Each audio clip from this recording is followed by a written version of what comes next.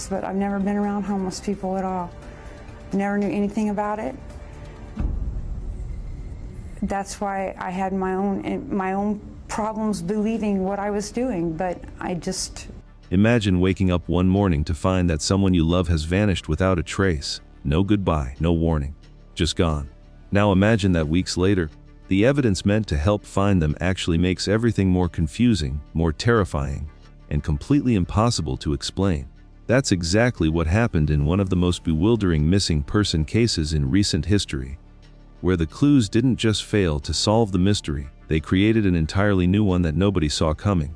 On April 3, 2015, a woman named Brenda Heist walked into a police station in Key Largo, Florida, and did something that would shock an entire community 11 years after they thought they knew what had happened to her. She told the officers at the desk that she needed to turn herself in because she had been missing since 2002. But here's the twist that nobody could have predicted. Brenda Heist wasn't actually missing in the way everyone thought. She had voluntarily disappeared, leaving behind her husband, her 2 children, and a life that had become too much for her to bear. For more than a decade, her family had lived with the agonizing uncertainty of not knowing what happened to her, with many believing she had been murdered. The evidence that accumulated over those years painted a picture that seemed to confirm their worst fears, but the truth was something entirely different. Let's go back to where this all began. In February 2002, Brenda Heist was a 42-year-old mother of 2 living in Lidditz, Pennsylvania. On the surface, her life appeared normal, but beneath that facade, she was struggling. She was going through a difficult divorce, facing financial problems, and feeling the crushing weight of responsibilities she felt she could no longer handle.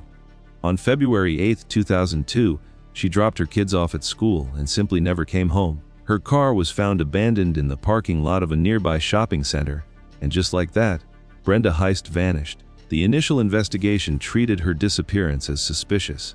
Her car was discovered with her purse still inside, containing her identification and credit cards.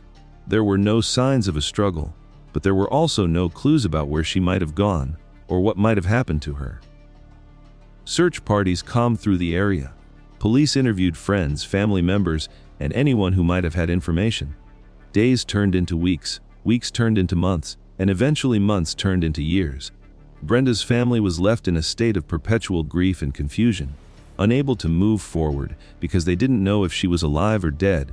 As time passed, the evidence began to tell what seemed like an increasingly dark story. Investigators found no trace of Brenda using her credit cards, accessing her bank accounts, or making any contact with anyone from her previous life. In missing person cases, this kind of complete silence often points to the worst possible outcome. Her ex-husband, Lee Heist, became the primary focus of suspicion in the eyes of many in the community. Even though police never formally named him as a suspect, the timing of her disappearance, coming during their contentious divorce proceedings, seemed too coincidental to ignore. People whispered, rumors spread.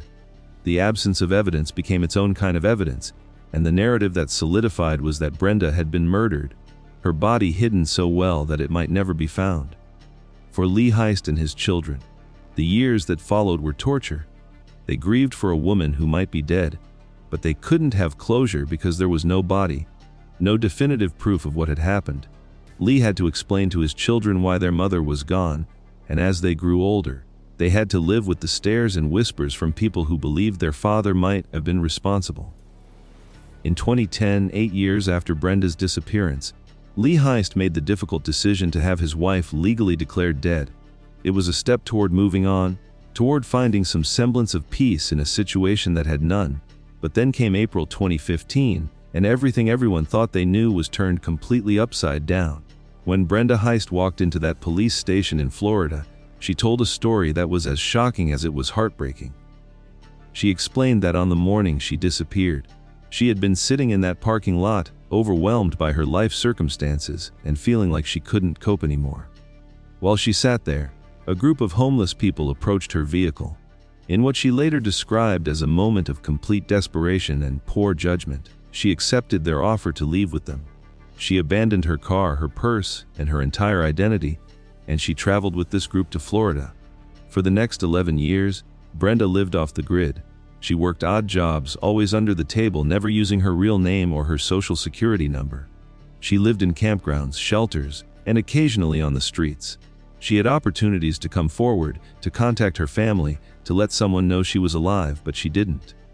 The shame, guilt, and fear of what she had done paralyzed her.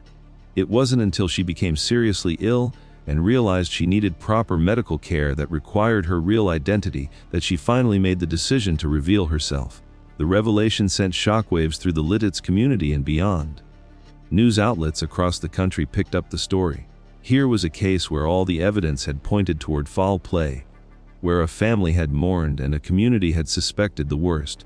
And yet the truth was that the missing person had been alive the entire time, living deliberately outside the boundaries of normal society. The startling twist wasn't that she had been murdered as everyone believed. It was that she had chosen to disappear and had successfully stayed hidden for more than a decade in an age where that seemed nearly impossible. The psychological impact on her family was profound. Her children, Morgan and Seth, were now adults who had grown up believing their mother was dead, quite possibly murdered.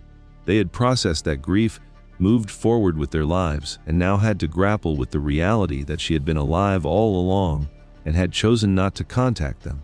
Lee Heist, who had spent years under a cloud of suspicion and had finally begun to rebuild his life after having his wife declared dead, now had to face a completely different kind of trauma. The evidence that had seemed so damning, the abandoned car, the unused credit cards, the complete lack of contact, hadn't been evidence of a crime at all. It had been evidence of a deliberate choice to vanish. This case raises profound questions about the nature of evidence itself and how we interpret the absence of information. In missing person investigations, investigators are trained to follow the evidence and consider the most statistically likely scenarios. When someone disappears without accessing money, without contacting loved ones, and without leaving any trace, the most common explanation is that something terrible has happened to them. But Brenda Heist's case demonstrates that even when all the circumstantial evidence points in one direction, the truth can be something entirely unexpected. It shows us that human behavior, particularly behavior driven by mental health crisis and desperation, doesn't always follow logical patterns or statistical norms. From a legal perspective, Brenda's case also presented unique challenges. While she hadn't committed any violent crime, her actions had real consequences.